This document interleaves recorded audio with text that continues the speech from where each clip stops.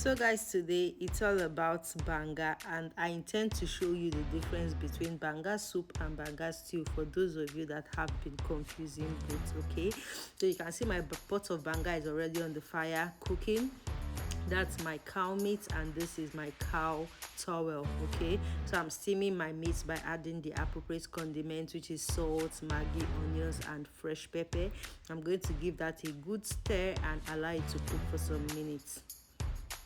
Next, you can see that my palm kernel is soft, the flesh is already soft, and then I'm going to be pounding it to extract the juice from the palm kernel. So this is me actually pounding the palm fruit so that I can extract the juice from it.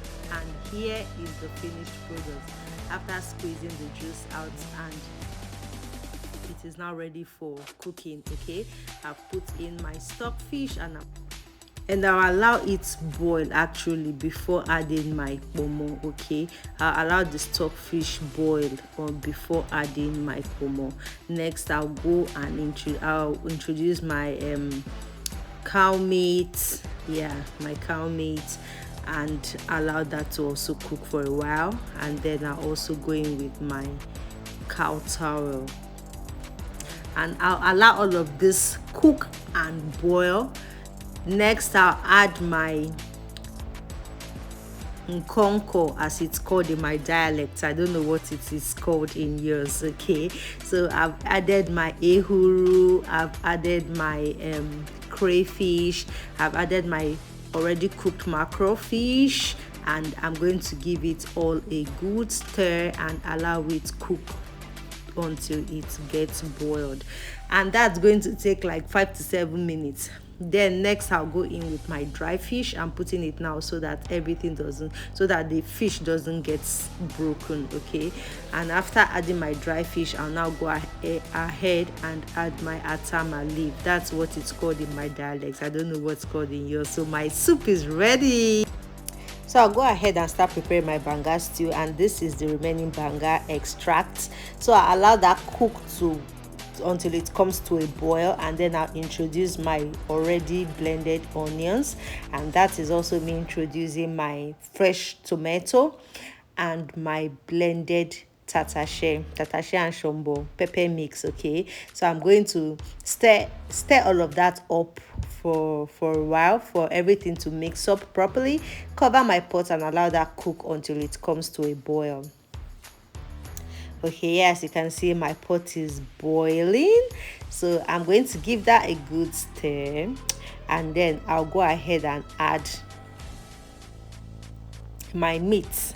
Okay, so that is actually my cow towel, and I'll also go ahead and add my cow meat to the pot.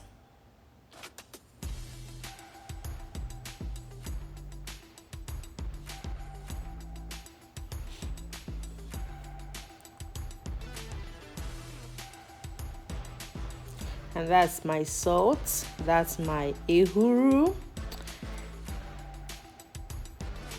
a little bit more of ehuru, and that's my seasoning cube. I'm using just 2 seasoning cubes. Okay, and then I'll give that a good stir, cover my pot, and allow that cook until it comes to a boil. Okay, yes, so as you can see, it is boiling nicely. I'm giving it another good stir, and then I'll go ahead and add my crayfish at this point. Okay, my mackerel fish. Yeah, my mackerel fish. The mackerel fish gives this stew a kind of, it's a good addition to the stew anyway. So yeah, it's actually a very flavorful addition. Okay, you can do without it, but I always like it. Okay, so when I have allowed that cook for a while, I'm going to be adding a little bit of crayfish. I'm going to stir everything up, and voila, my banga stew is ready. So I'm sure you guys have been able to observe the difference between the stew and the soup. In the stew, I've added shombo, I've added fresh tomato, but in the soup there was nothing like that. Okay, so this is my scent leaf, popularly known as efirin. So I'm going to add that. That's the final ingredient, and then our stew is ready. I hope you actually enjoyed watching this, guys, and if you're yet to subscribe, please just go ahead and hit that subscribe button right now so you don't miss out on any of our yummy recipes. Okay, see you in our next